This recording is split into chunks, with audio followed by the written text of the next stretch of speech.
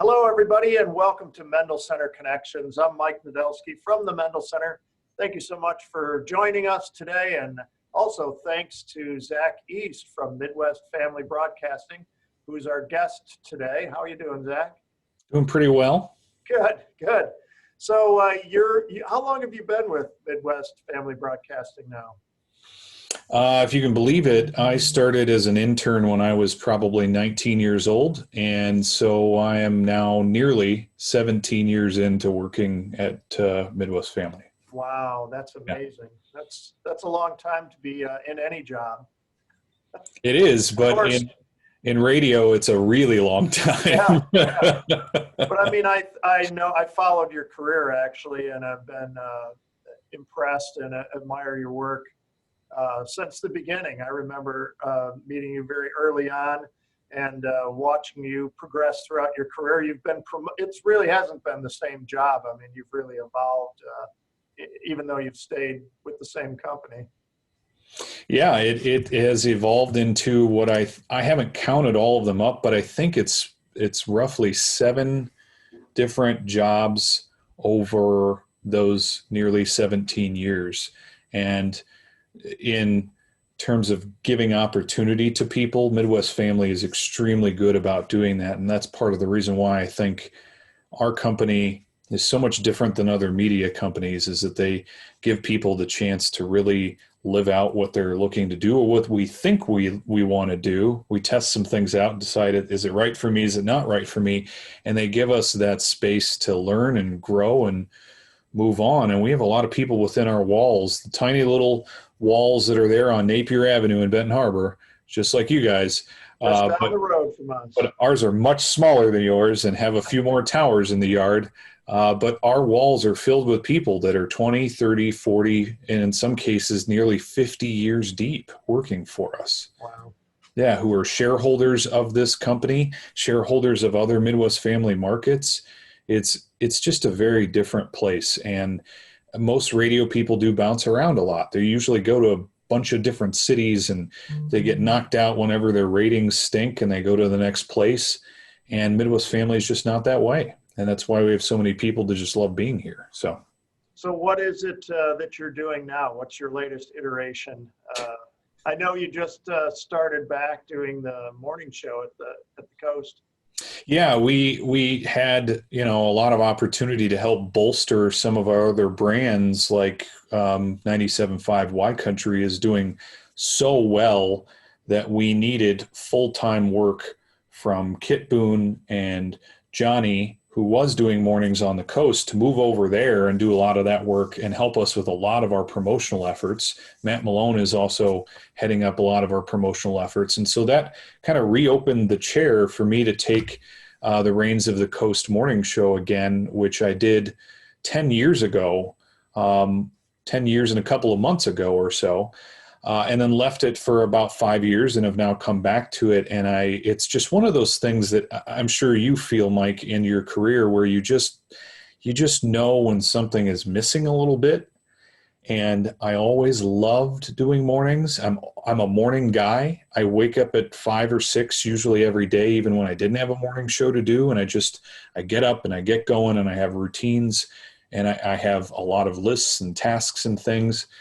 And so it's not difficult to fall back into that role. And what I found is, even though I'm working longer hours during COVID from home, it's been more enriching, more enjoyable, more interesting than I probably ever have had in terms of a mix of jobs together. And then my real role is to be the vice president of Midwest Family as our engagement and experience department, where I head all the things that we do in interactive products and digital products, and then also make sure that all the brands are being marketed and appropriately supported with everything they need to be successful. And that includes propping up moodyonthemarket.com and helping to create Town Crier Wire and keep that app going, which has just been a raving runaway success. Radio Super Saver that people just can't seem to get enough of. Rapidly buying 50% off certificates every week.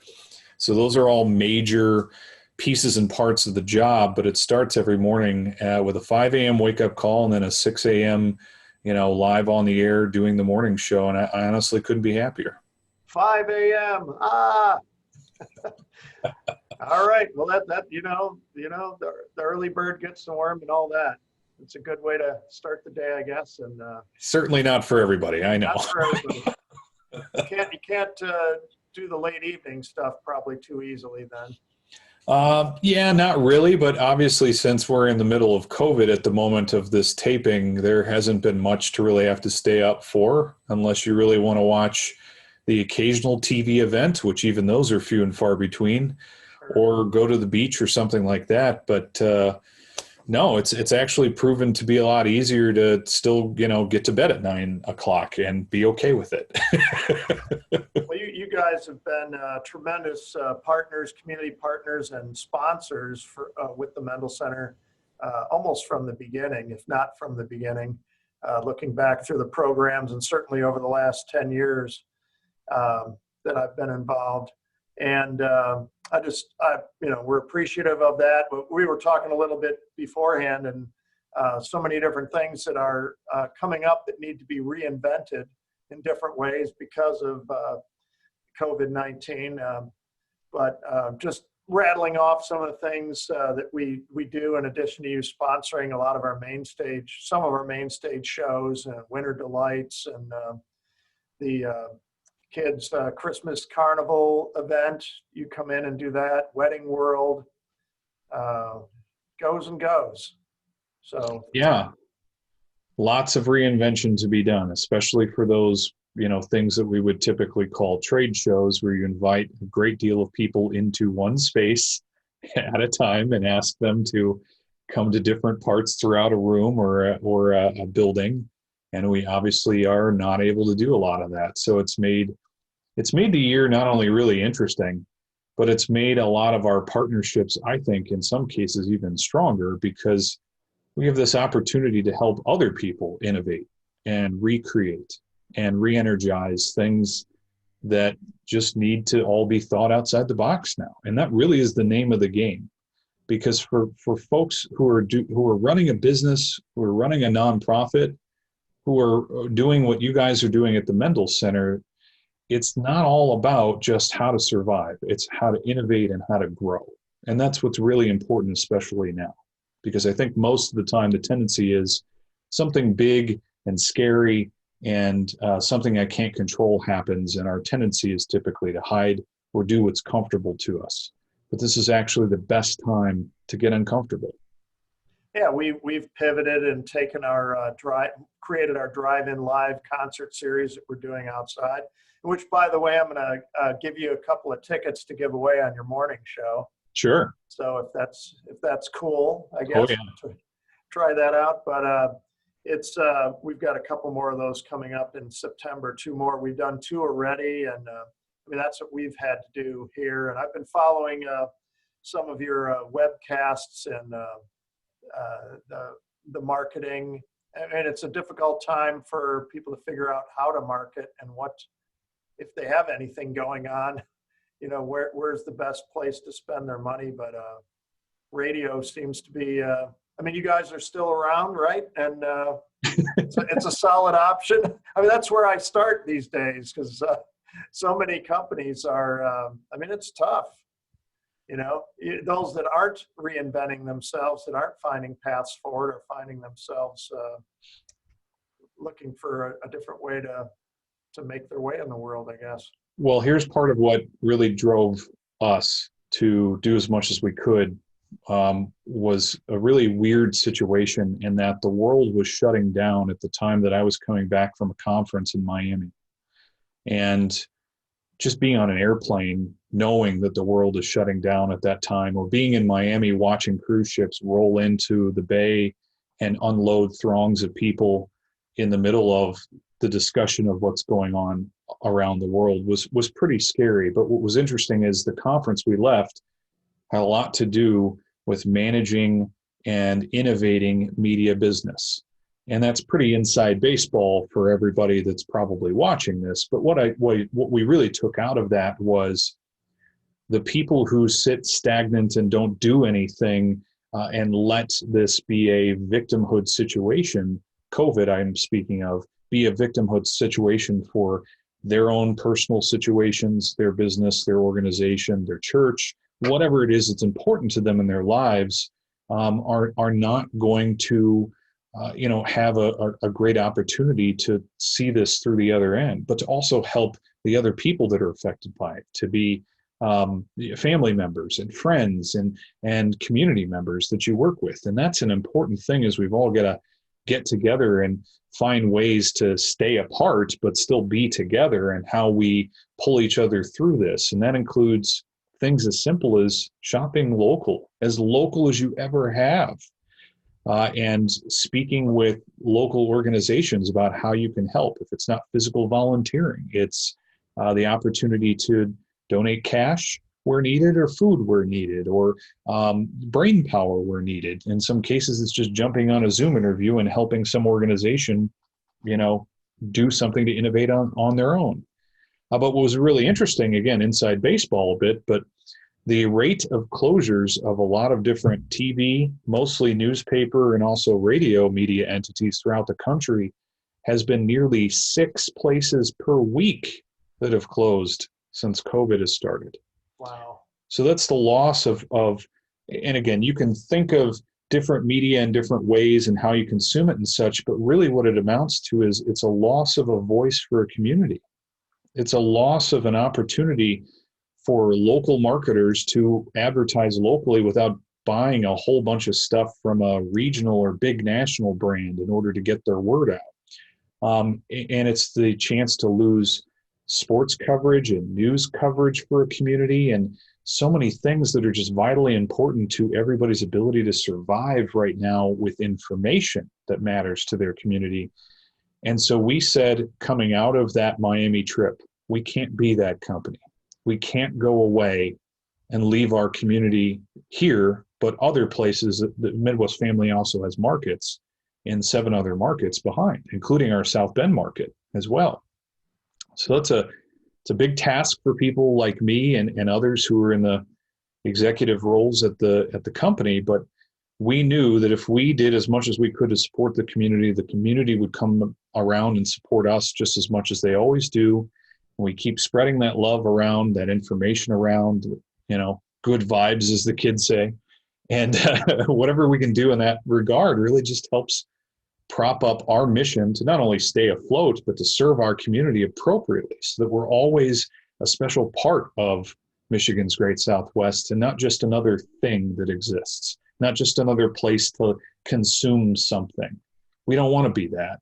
We want to be an integral part of the community.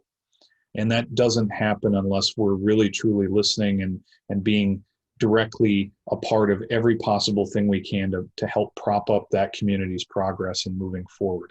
And it happens now more than ever with COVID. Well, what's coming up for you next, personally or professionally, that you're most excited about? I would say, professionally, we're still on a really deep trajectory to kind of look into what the rest of the year looks like with all of the events and promotions that we do, and pivot the same way that you guys have at the Mendel Center to do things like drive-in concerts. But now it's, what does an event like Wedding World look like, that again is a trade show where you invite so many people in, but you can't obviously do that right now, and can't do it safely even if we could or were allowed to do it. There's always the safety concern that we're probably going to have for a while. So how do those things turn virtual?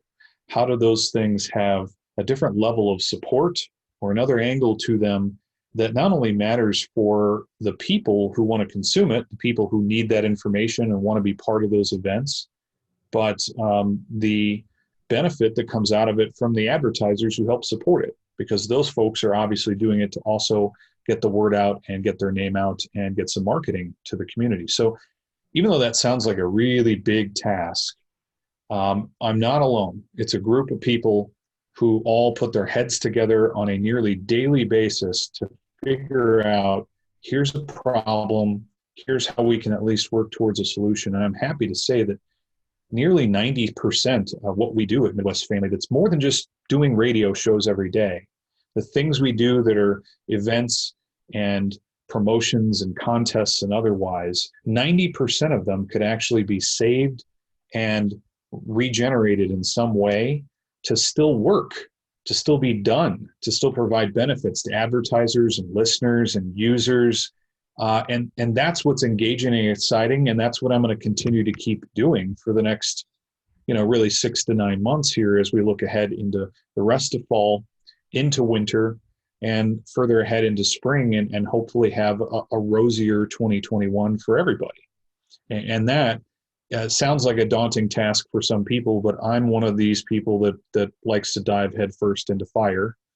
Though I am not as brave as a firefighter, I will definitely tell you that much. So don't singe your eyebrows. Yeah. So if people want to listen to you, it's hard to watch on the radio. To listen to you on the coast, it's 98.3. Obviously, I think I see behind you there. Yes, sir. What time are you on the air? I'm on from 6 to 10 a.m. each weekday morning, and we have a multitude of places to listen because we know people don't necessarily have an old clock radio sitting around anymore to just tune in stations while you're maybe working from home. So every Google and Alexa device that exists can bring up the coast through TuneIn Radio or through our skills. And we've seen a lot of listenership there. There's always the old standard of heading to the website and clicking listen live as well. We have an app that you can download, 98.3 The Coast, in the phone or tablet app stores for both Apple and Android. So plenty of ways to listen. But there are some ways to watch too, because they make My Ugly Mug do more of this video stuff more often now. And I have to hide the rest of my house behind me with this virtual background. But you can also see a lot of what we produce on Instagram and Facebook just by using, the handle 983 The Coast. And there's plenty of stuff we produce every day, from podcasts to video casts with some of our local nonprofits and many more things that people could be a part of. So what's the website if somebody wants to connect with you directly? Yes, that. I nearly forgot it. It's 983thecoast.com. All right. And there's plenty of resources there, from local news to podcasts to more pictures and videos of My Ugly Mug. Awesome. Zack East from Midwest Family Broadcasting. Thanks for joining us today, Zack. Thanks, Mike. All right. Take care.